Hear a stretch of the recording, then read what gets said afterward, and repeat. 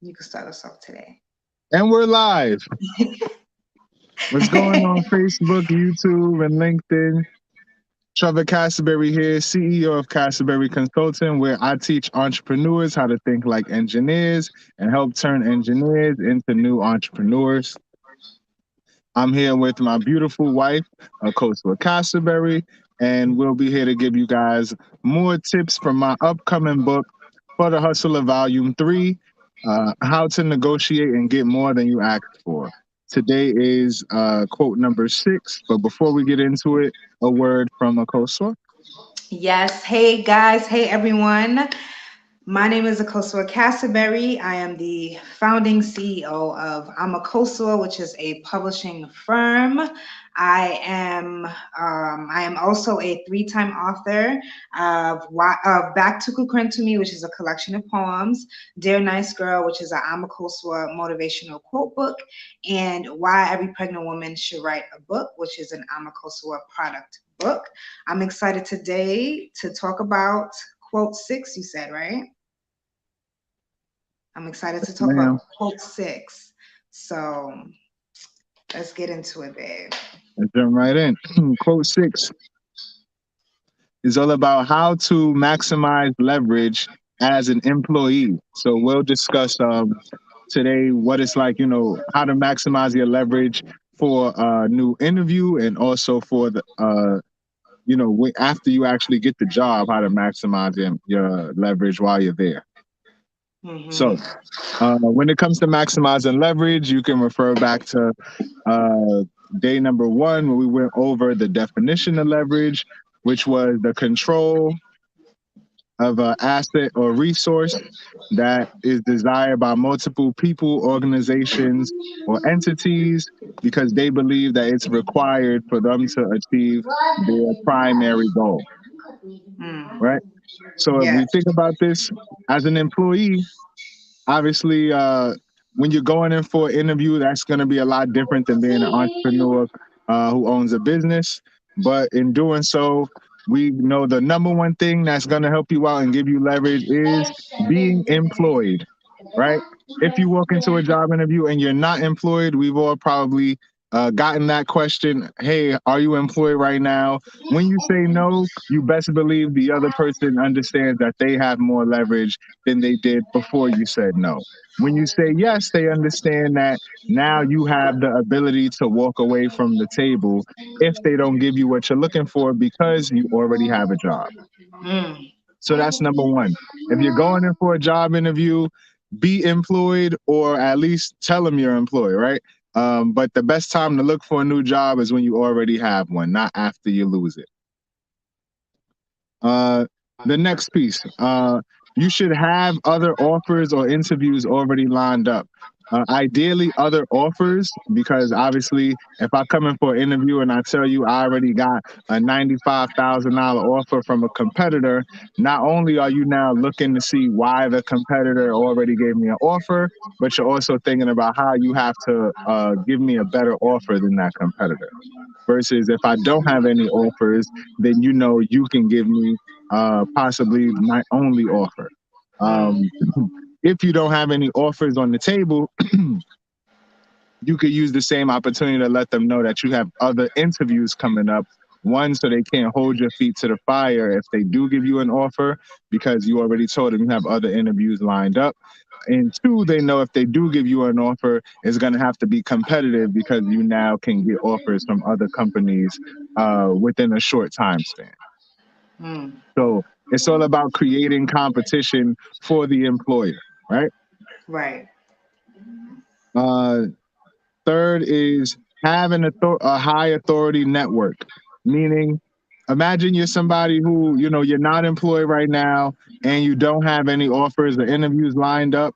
You at least want them to understand that you have the ability to line up some interviews, get some offers, and get a job, right? Mm. And the one way to really let somebody know, hey, this person actually does have the resources possible is for your network to be able to do it for you. So, uh, if your mom and dad own a competing company and can hire you, I know now you have a high authority network where you can get a competitive offer right away, right?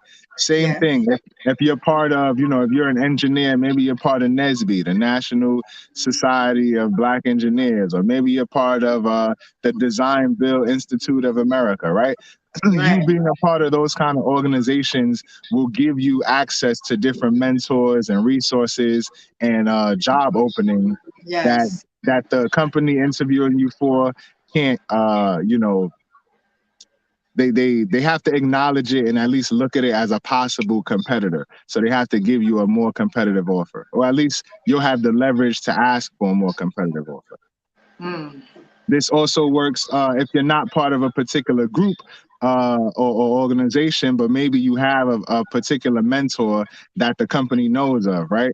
So I Right. went in on a job interview before where they did still give me a lowball offer, but I was able to say that I knew the vice president of the company. So he knew he had to give me a decent offer. It was a lowball compared to what I really wanted, but Mm-hmm. it wasn't a lowball, for the industry standard. Um, but because I knew the vice president, I knew my chances of one getting an offer altogether were heightened, two a more competitive offer. And at the time, this was like 2018, 2019, and the offer was like $35 an hour, right? I Right. was able to secure another one that was for $40 an hour. But again, me having that relationship with the VP of the company makes me believe if I didn't, they likely wouldn't have even offered me the 35. Maybe they would have Mm. tried to offer me 32 or 31 or something. Mm. Wow. And last piece, as an employee, if you're going in for an interview, um, to gain the most leverage is to already have some sort of investment or non, job related income, right? So my favorite story about it, I'll give you guys two. Is one, this most recent job offer I got. I was able to leverage the fact that I was able to I was able to leverage the fact that I'm able to earn income online, right? And Mm-hmm. I told the director of construction, I generate a substantial amount of income online. So me taking a new offer that doesn't allow me to work from home may jeopardize that. So he Mm-hmm. understood that now that opportunity cost may come into play during negotiations, which of course it did, right? Yeah. Mm-hmm. Um, Also, I remember years ago working with an electrician who, although the electricians got paid very well, they all made over six figures. This guy was never worried, never stressed or anything like that on the job. And it was all because all of his bills got paid because of his investment portfolio in real estate. He owned like 3 or 4 homes. Wow. So all of his bills that most people are actually working to pay off, he had those covered whether he was working or not. So every day that he came to work, it was complete profit, and these people were earning over $50 an hour. So you just imagine knowing every day I'm gonna make $300 profit, and I don't even have to use it to pay my bills, right? So that's how he was living as an employee, which gave him much more leverage to negotiate for whatever rate it was he wanted. He was in a union, so there wasn't as much negotiation leverage on his end Right. because the union The was in union place to doesn't. negotiate on his Yeah. behalf. But Mm. if he wasn't in a union, he obviously would have all of the leverage to use himself as opposed to the union negotiating for him. Mm. So those are the four ways to maximize leverage at a job interview: is to already be employed. Let them know that you have other offers or interviews coming up, or rather, you have other offers currently on the table and other interviews already scheduled coming up. Uh, Mm. Let them know about your high authority networks, so organizations that you're a part of, or even mentors that they would affiliate as a, or that they would acknowledge as someone in high authority. So ideally, it should be a mentor affiliated with the company, a mentor affiliated with the industry that worked with the company or partner with the company, or even an organization that's high authority within your industry. And lastly, have outside investment income because they understand that now they have to actually get you to want to work because you Yes. don't necessarily have to. Mm. And this also works for you again if you're an employer, because now you know, okay, if I'm interviewing someone who's not employed, I now have additional leverage. So because that's less competition for me. If I'm speaking to someone who has no other offers and no other interviews, I can use that in the negotiation, right? So I can Uh-huh. say, well, since you have no other interviews coming up, how likely is it that you'll accept an offer here? You know, just getting them ready with questions like that to let them know an offer is coming, but it can kind of, you can use certain verbiage to let them know whether or not it's going to be higher or lower than what they've already indicated they're looking for, before you even give them the offer. um, High authority network, letting them know you can use the fact that you can give them a high authority network as part of a bargaining deal for the position. So in that same interview that I had where I knew the VP of the company, the person in the interview tried to throw in the fact that I'd be working under someone with their PE. And if I was to stay there for 5 years, I'd have the years available to get my professional engineer's license, right? So if that was a primary concern of mine, that would have held a lot more weight than it did at the time.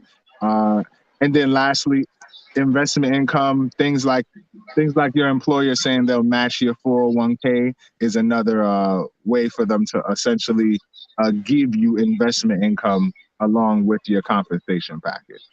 Mm. Okay. So, what do you think about today's lesson, Akoso? Today's lesson, I had to really focus hard and understand what you were saying because I'm just thinking of like getting out of the corporate world, like the employee world, in 2017, and so I'm just taking it all in. Like these are things that I at that time did not do, or maybe by happenstance it did. Like while I was working at America Works, I was able to get my job as an office admin. But like just the method, the strategies, the tips, just so on point that I'm just like trying to hold on to every word. And remember, it's important for you because you may not be looking for a job, obviously, but Right. you'll be looking for employees at some point. Yes, So yes. these And are I'm things glad you talked that about you that can part. use because it's leverage on your end if they don't have it. Right, right. I'm glad you addressed the employer as well because I have a question for that. I have a couple questions, but can you talk about how an employer can maximize their leverage? An employer, Yes. um, I mean, obviously, it's by hiring people. Well, number one, hiring people that enjoy the job, right, or having a good work environment. You're tapping into my stuff for later on this week, by the way, but I'm gonna give you the stuff Oh, anyway. I'm sorry. It's just once you pointed out the perspective of the employer, that's where I was like, okay, that I can actually use this. I got you. I guess I have to switch some things up. But All one thing they right. could do is obviously have a good work environment and company culture, right? Because Right. even logistics wise, as a operations consultant, you learn that company culture means a lot more to a company than you would think. Oftentimes, companies that fall through is due to a direct lack of company culture where they don't have one at all, or they just have one that doesn't fit with the teams that are actually uh, hired to keep that culture going, right? So just Mm-hmm. like when you worked at the engineering office and their company culture was, everybody's on high drive, high alert at all times, but Yeah. once the work day is over, we'll decompress together as a group. If you're somebody who, Yes. is married and has kids and has to hurry up and go pick them up from school and you don't live close to the office, that company culture doesn't work well for you. Oh Versus yeah. somebody who's single and lives nearby, that's perfect for them. They know they don't have Yeah. to buy their drinks on Friday night. Yes. You know what Yeah. I'm saying? They know they can build a Uh-huh. relationship with coworkers. So company Mm-hmm. culture is a huge thing because it'll determine what your ideal employees, even what their characteristics and personality is like. So Right. I think that's number one. And another Can I? Oh, another thing that's part of that is hiring good management, because I put up a post on LinkedIn not too long ago that talked about how 80 to 85% of people that are leaving a job do so because of dissatisfaction with management. mm. So What was if that you have percentage? it was 80 to 85%. Yeah. Wow.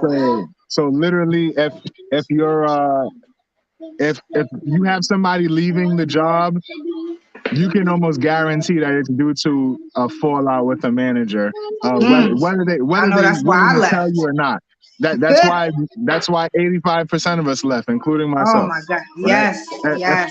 if it's not something with the manager, it's often something with the pay. But those two Mm. things are about 99% of the reasons people leave a job. You either Wow. you're leaving a bad manager, or you're going to more pay. Mm. Most people don't leave for any other reason. Even if there was other Wow. places that offered more money, you're more likely to stay with the good manager because you don't want to give that up. People Mm. understand there's a value on that. Oh. And I want to add too, babe, with the company culture, that can affect you getting hired. I know that played a role when I was applying to different jobs. People will just, bring you in, and maybe some of them will bring you in for 1 or 2 days and see how you fit in and how you vibe. And they just may feel like they don't think that you're the right fit. You don't fit in with this company culture. Whether it's BS or not, that still can be something that, an employer says. Yeah, well, they should be able to articulate the company culture. Uh, if not, then they probably just don't have one, or not a Mm, strong one. mm. All right. My next question is, how can you apply, or how can you maximize leverage in your everyday life? Like an example. I mean, it all depends on what relationship you're trying to gain leverage in, right? So, Okay. but I would say if you want to maximize leverage, just in personal relationships, then obviously I would say look at it more like on the employer side as Mm-hmm. opposed to employee. Just because when you think about things from the employee side, you kind of subconsciously know you always have less leverage, right? Mm, But in your personal life, you want to always operate as if you have more leverage. Otherwise, you literally, if you're not operating or using the leverage, you basically don't have it. mm, Um, but I would say number one, obviously having, just like company culture, but having your own, personalized culture. So yeah, it may be that, you're from Ghana, so you have a West African, culture with kind of music and prints that you like to wear and colors that you like to wear and stuff like that. yeah. But Mm-hmm. you also have to find the pieces of that culture that can be used to embrace people from other cultures, right? Yes. Or maybe you want to build a personal culture where you're only, dealing with certain groups of people professionally, right? Mm-hmm. So maybe it works best for you to deal with people from West Africa professionally because that's what your business is in.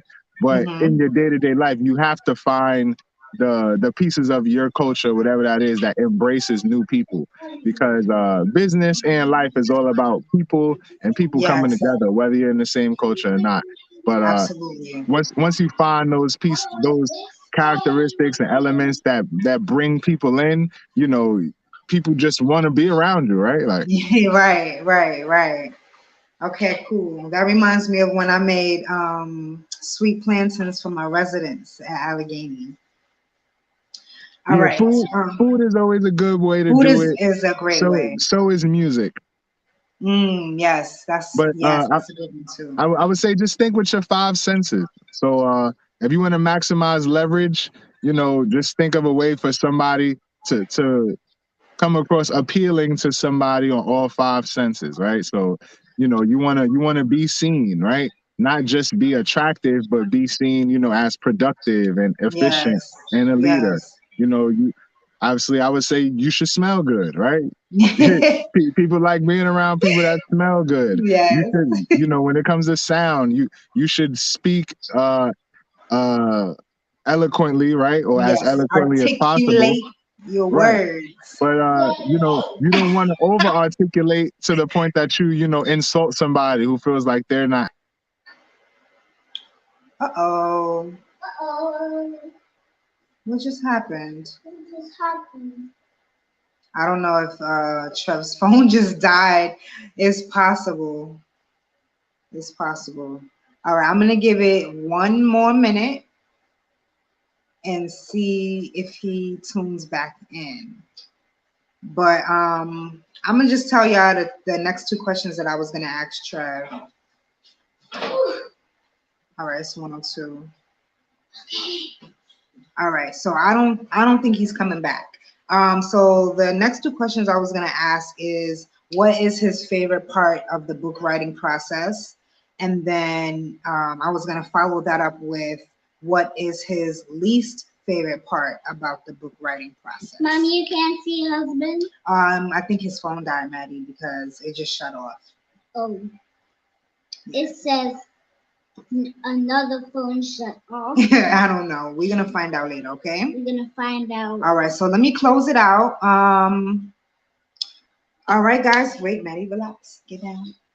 My name is Akosua Castleberry. I am the founding CEO of Amakosua, which is a publishing firm. I am also a 3-time author on the way of becoming a 4-time author. My books are Back to Kukren to Me, Dear Nice Girl, and Why Every Pregnant Woman Should Write a Book.